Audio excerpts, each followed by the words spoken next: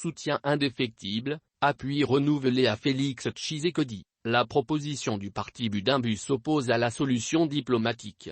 L'AC appelle le chef de l'État congolais à tirer les conséquences de l'échec diplomatique et à déclarer ouvertement la guerre au Rwanda. Autre vision du Congo, à travers son secrétaire général, Maître Magloire Kazongo a fustigé mercredi les récentes agressions du Rwanda via le M23 visant à déstabiliser les institutions de la RDC et à paralyser le processus de pacification enclenché par Félix Tshisekedi. Au regard des preuves accablantes au soutien de M23 par le Rwanda, l'AC invite les Nations Unies à tirer les conséquences par rapport au droit international. Tout en saluant l'expulsion de l'ambassadeur du Rwanda, l'AC encourage le chef de l'État à maintenir la pression sur le Rwanda et ses alliés, et le cas échéant, à déclarer ouvertement la guerre contre le Rwanda, tirant les conséquences de l'échec diplomatique dans ce conflit dont la RDC est victime, a lancé Mukazongo.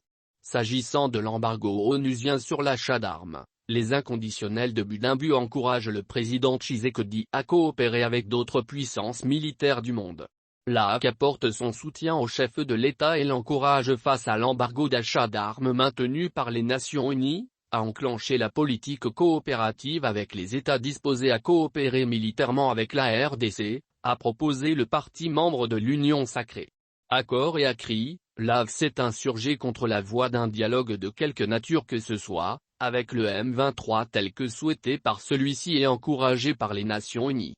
D'après cette formation politique de l'Union sacrée, cette option viserait à poursuivre le plan d'infiltration des institutions de la République démocratique du Congo.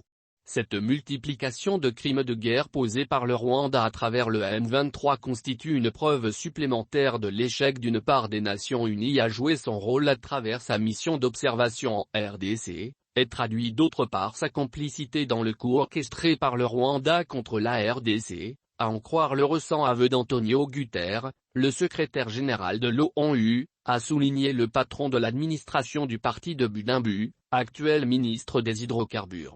De la restructuration de l'appareil de commandement à l'augmentation du budget de l'armée, les actions du commandant suprême rencontrent l'assentiment des cadres, membres et militants de l'AV. D'abord, ils estiment que la réorganisation des FARDC mettra hors d'état de nuire les infiltrés qui ont servi à la fragilisation des services de sécurité congolais et de l'armée congolaise. Enfin, ils se réjouissent de la majoration des fonds alloués à l'armée car, ont-ils indiqué, cela traduit l'expression du gouvernement à renforcer l'autorité de l'État par la formation, l'équipement et l'amélioration des conditions de vie des militaires.